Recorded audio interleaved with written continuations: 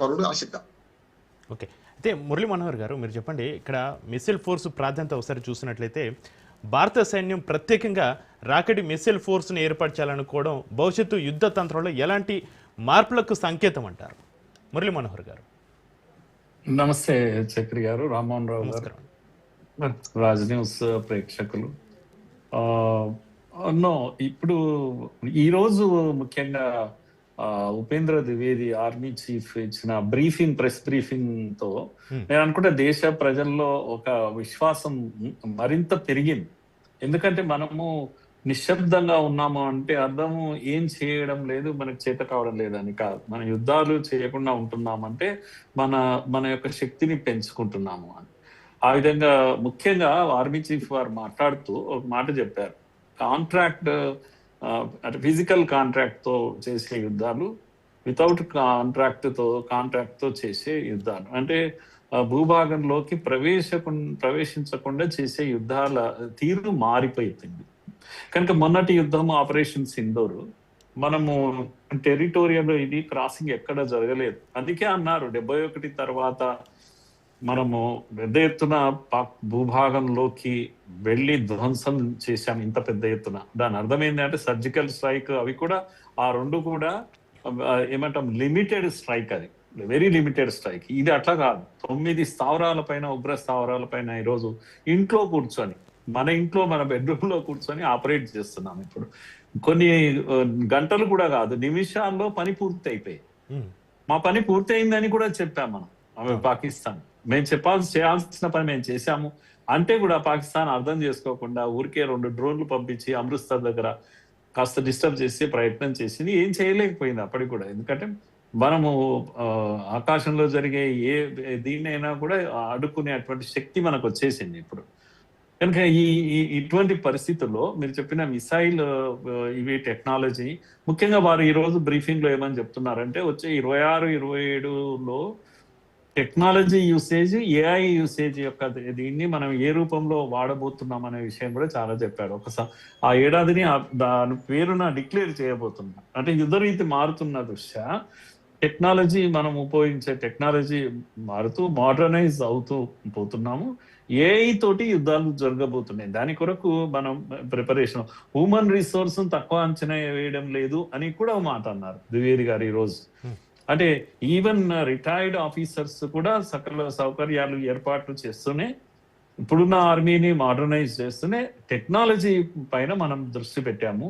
కనుక ప్రపంచంలో ఈ పెద్ద దేశాల సరసన మనం నిలబడ్డాము చక్రి గారు. ఇప్పుడు పాకిస్తాన్ మొన్నటి యుద్ధమే మనం చూసినట్టయితే గతంలో నిశ్శబ్దంగా ఊరుకునే భారత్ కాదు. ఇప్పుడు ఎన్ని జరిగినా, ముంబై పైన దాడి జరిగినా, లేకపోతే పార్లమెంటు పైన దాడి జరిగినా, లేకపోతే నీకు హైదరాబాద్ లో గోకుల్ చాట్ లో దాడి జరిగిన ఎన్ని దాడులు అండి? ఒక 10 years లో ఒక 100 దాడులు జరిగింటాయి. 100 దాడుల్లో మనం చేసింది ఏంటి? యాకూబ్ బేమాను ఒక్క యాకూబ్ బేమానే ముంబైలో ఒక రైల్వే ట్రాక్ పేలిస్తే 250 మంది చనిపోయారు. 250 శవాలు ఆడపడితే నిస్సహాయంగా చూసే స్థితి. కనుక అలాంటి ఏమంటాం స్పెక్టేటర్ గా అంటే ఏం పని చేయకుండా చేసే స్థితి దాటిపోయింది ఇప్పుడు. కనుక మొన్న ఆపరేషన్ సింధూర్ను దాని యొక్క ఎగ్జాంపుల్ మనం చూసాము. టెక్నాలజీ మీరు చెప్పినటువంటి మిసైల్ టెక్నాలజీ చక్రి గారు, ఇప్పుడు మనము ప్రపంచ దేశాల్లో ముఖ్యంగా అమెరికా, చైనా వాటితో సమానంగా మనము మిసైల్ ఫోర్స్ ను మనము డెవలప్ చేసుకున్నాము. మిసైల్ ఫోర్స్ విషయంలో మనకున్న అడ్వాంటేజ్ ఏంటంటే మనము స్వదేశీ టెక్నాలజీని బాగా ఉపయోగిస్తున్నాం. ఇతరులతో మనం కొనేటువంటి అవసరం లేకుండా చేస్తున్నాం. ముఖ్యంగా మోడీ ప్రభుత్వం వచ్చాక ఆర్మీ విషయంలో చేసిన గొప్ప మార్పు ఏంటంటే ఆయుధాలు అంటే విదేశాల నుంచి కొనాలి అనేటువంటి ఒక స్థితి ఉంది. అందుకే కదా అత్యధికంగా అవినీతి జరిగేది కూడా ఆయుధాలు కొనుగోలులోనే. బోఫోర్స్ కుంభకోణాలు, రకరకాల కుంభకోణాలు ఏవైతే జరిగినాయో, డిఫెన్స్ మినిస్టర్ కు అత్యంత డబ్బులు ఎక్కువ వచ్చే మినిస్ట్రీ అంటే డిఫెన్స్ అనే ఒక పేరు ఉండేది. ఇప్పుడు మనము డిఫెన్స్ లో కొనుగోలు తగ్గిస్తూ పోవడమే కాకుండా సొంతంగా మనమే ఇండస్ట్రీ పెడుతున్నాం, ప్రైవేటైజేషన్ చేశాం. కనుక ప్రైవేటు ఇన్వెస్ట్మెంట్స్ ని ఇన్వాల్వ్ చేస్తూ మనమే డిఫెన్స్ లో ఆయుధాలను తయారు చేసేటువంటి పనిలో ఉన్నాం. చిన్న చిన్న ఆయుధాలను వీటిని విదేశాలకు సప్లై చేసే స్థితిలో మనం ఉన్నాం. మెల్లమెల్లగా ఇప్పుడు సుమారుగా తొందరలోనే 10 లక్షల కోట్లకు ఈ డిఫెన్స్ లాభాలు మనకు రాబోతున్నాయి. పంట పండిస్తున్నాం, ఆయుధాల పంట పండించబోతున్నాం. కనుక మనము పాలసీ మార్చేసాం. డిఫెన్స్ లో కొనడం ఒక్కటే పని పెట్టుకున్నాం ఇన్నేళ్ళు స్వాతంత్రం వచ్చినప్పటి నుంచి. ఇప్పుడు అమ్మడం మొదలు పెట్టాం.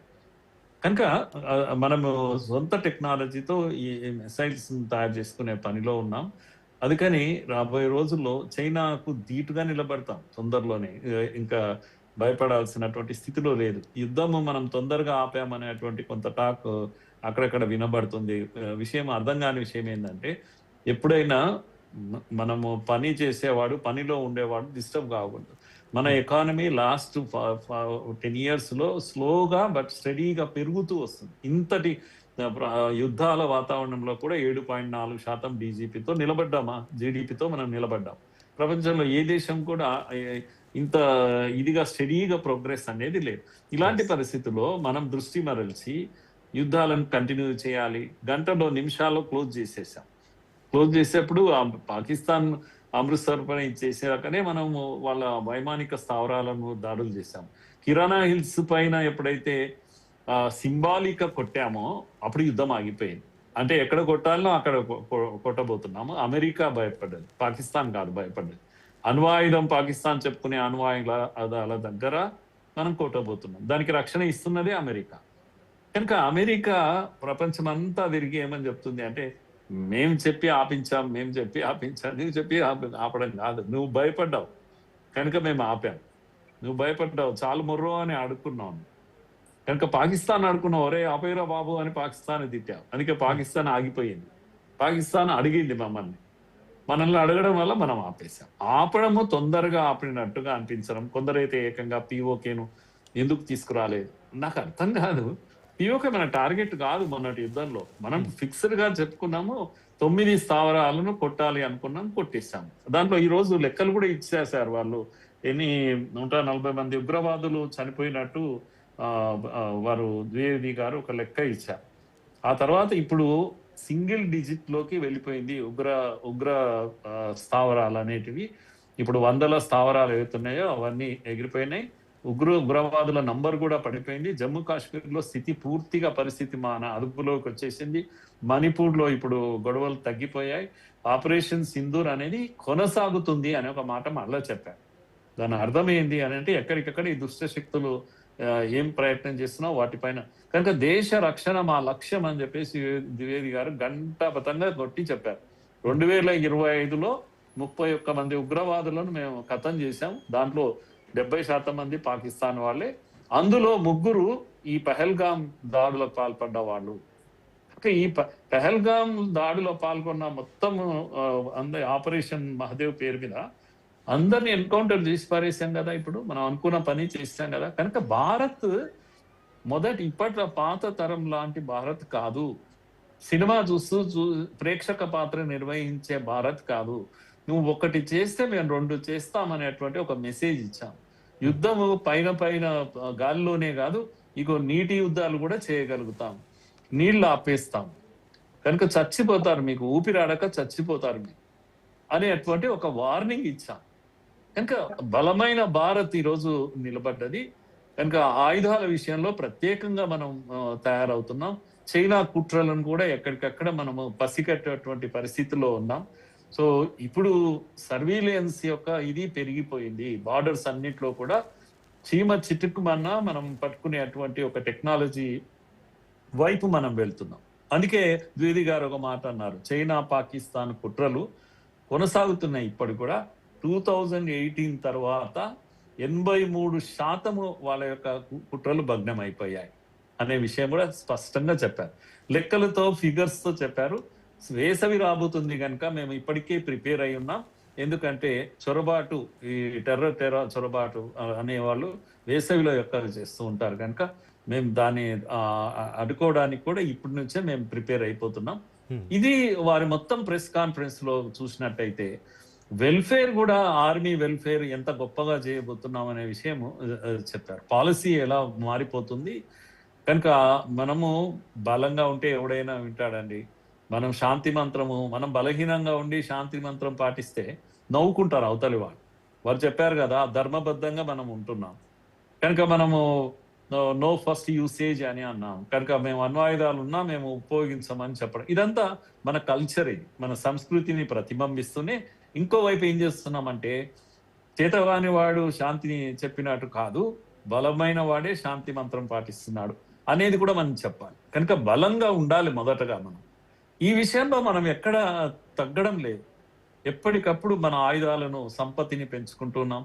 ఫ్రాన్స్తో, వీటితో, రష్యాతో ఆయుధాలను మనం అవసరమైన అన్ని కొంటున్నాం. పూర్తిగా ఆపలేదు. మనకు టెక్నాలజీ, టాప్ టెక్నాలజీ ఉన్నటువంటి ఆయుధాలను కొంటూ ఉన్నాం. కనుక స్కైని పూర్తిగా క్లోజ్ చేయగలుగుతాం మనం. ఆకాశంలో ఏ ఒక్క చిన్న డ్రోన్ కూడా వచ్చేటువంటి పరిస్థితి లేదు. కనుక ఈ మధ్య కాలంలో బార్డర్స్ లో డ్రోన్స్ ను, పాకిస్తాన్ డ్రోన్స్ అవి వచ్చిన విషయాన్ని కూడా ఆయన ఒప్పుకున్నాడు. అవును వచ్చాయి, చిన్న చిన్న ప్రయత్నాలు, ఏదో డ్రోన్ ఇంట్రూజన్ అని అన్నారు ఆయన. కనుక డ్రోన్ ద్వారా ఏదో చేయాలనే ప్రయత్నం చేస్తున్నారు. మనం టెస్ట్ కూడా చేస్తున్నట్టున్నారు. వీళ్ళు అప్రమత్తంగా ఉన్నారా లేదా అనేటువంటిది ఒక టెస్టింగ్ ఏదైనా జరుగుతుందేమో, కానీ వాటిని కొట్టేస్తున్నామేమో. ఏ ఒక్కటి కూడా మేము దీంట్లో మన ఆకాశానికి వచ్చేటువంటి పరిస్థితి లేదు. ఇంత గొప్పగా మనం బలంగా ఉన్నప్పుడు ఈ డిబేట్ మాత్రం